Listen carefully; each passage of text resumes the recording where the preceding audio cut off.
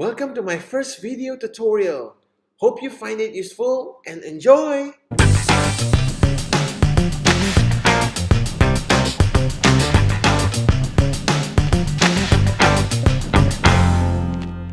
And for today's tutorial, we'll be talking about Google Classroom. And this tutorial will be very useful for parents and students who have never heard or have never used Google Classroom before. Guacamole! Alright, let's get started.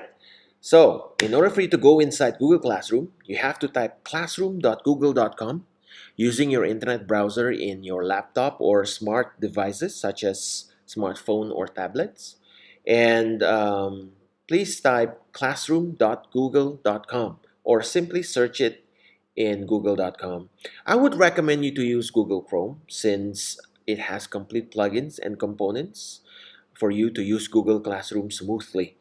So just like what I did, I searched Google Classroom and it appeared as the first website right here.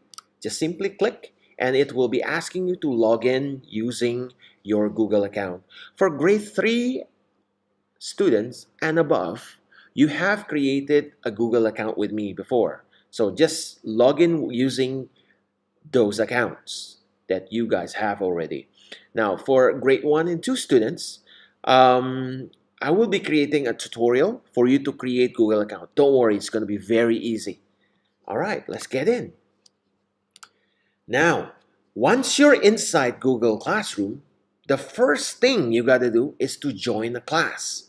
If you have been invited to a class, then you should be able to find it in your Gmail. When you open your Gmail, you should see an invitation right there. I can show you something like this. Once you see an invitation like this, just simply click it. Click that email and simply click join. Now, if you're not invited yet to a class, your teacher should give you a code. That code is for you to use in Google Classroom to join his or her class. Now, how do you do it? Very simple. Just simply click this plus button right up here. There will be an option for you to choose either to join class or to create class. Simply click join class. And then right here is where you should type in the class code. Okay, so now what is class code? As you can see, this is an example of a class code that your teacher will give you. So all you got to do, just simply memorize it or copy it somewhere. And then once you're inside your classroom, as I have shown you before, just simply click join class and then paste the code right here and click join. And voila, as simple as that. And then now you are in the class. All right, now as you can see right here, once you're in the class, I would like to remind you, this is the main menu. This is basically to see if there are other classes you have enrolled in. Everything will be listed right here. If you wish to see some calendar, some important dates in your calendar, just simply click it. All right, now once you're inside the calendar, you basically will be seeing some of the reminders that your teacher have given you, such as like this. This is some assignment that you have to finish before March 27. Just something like that. All right, now let's go back to classes again. As you can see, all the classes that you're enrolled in is going to be shown right here. Now let's get inside a class that I'm enrolled in, the ICT class for grade 6. Now, once you're inside, please pay attention to which area you are at right now. You are at the stream. Stream means a place where usually a teacher would post some updates to inform you about what's going on. And you yourself, you can also share something. Just make sure whatever you put in have to be appropriate. And once you're done with stream, now let's move on to the next area, which is called classwork. Now this is basically what Google Classroom all about.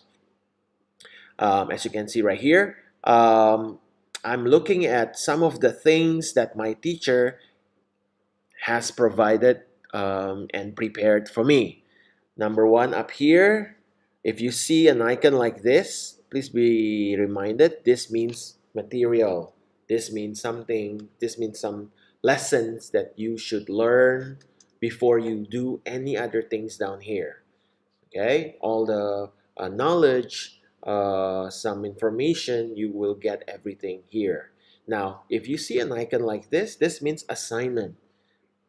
Okay, and assignment means something that you have to do. And yes, some assignment also means you have to uh, create the work and turn in the work. And some assignment, it could be a quiz. So by the time you click the link down here, there will be a quiz, usually multiple choice quiz, where you should answer. It's going to look like this. So simply choose the correct answer